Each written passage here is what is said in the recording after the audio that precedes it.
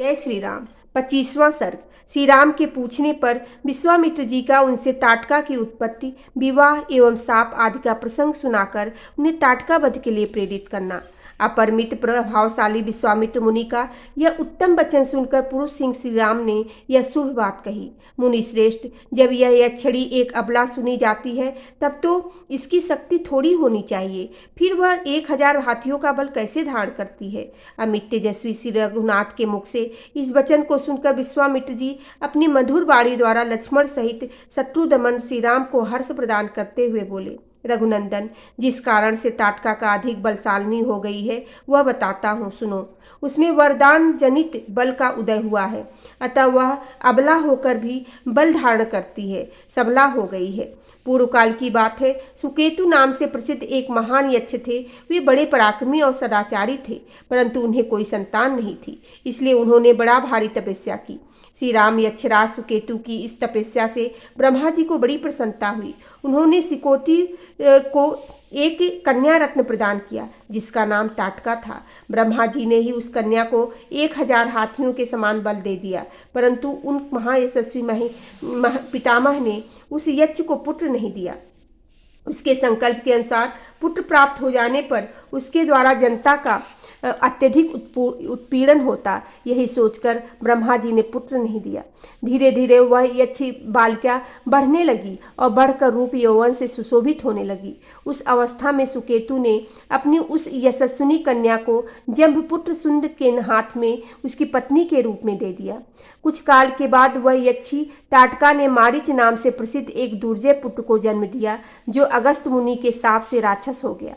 श्री राम अगस्त ने ही शाप देकर टाटका पति सुंद को भी मार डाला। उसके मारे जाने पर टाटका पुत्र सहित जाकर मुनिवर अगस्त को भी मौत के घाट उतार देने की इच्छा करने लगी।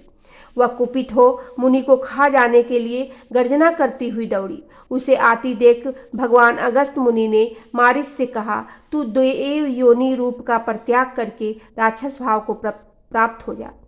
फिर अत्यंत अमर्म में भरे हुए ऋषि ने टाटका को भी शाप दे दिया, तू विकराल मुख वाली नरभक्षणी राक्षसी हो जा।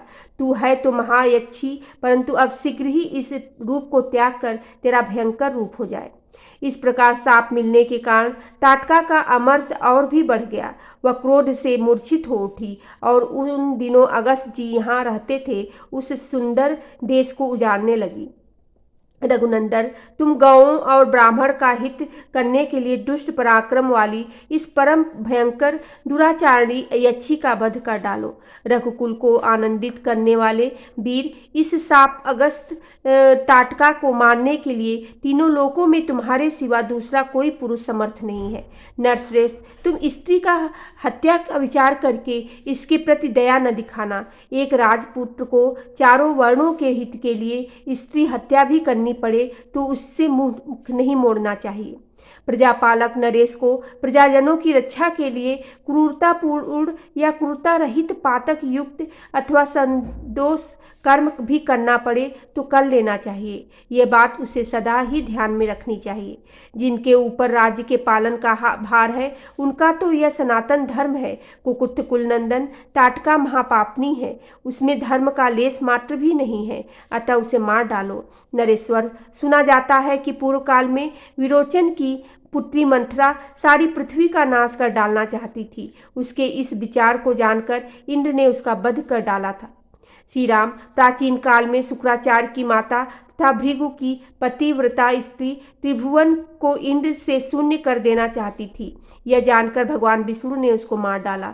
इन्होंने तथा अन्य बहुत से महामनस्वी पुरुष प्रवर राजकुमारों ने पापचारिणी स्त्रियों का वध किया है। नरेश्वर, अतः तुम भी मेरी आज्ञा से दया अथवा घृणा को त्याग कर इस राक्षसी को मार डालो। बोलो सियावेरी रामचंद्र की जय, पवन सुत हनुमान की जय।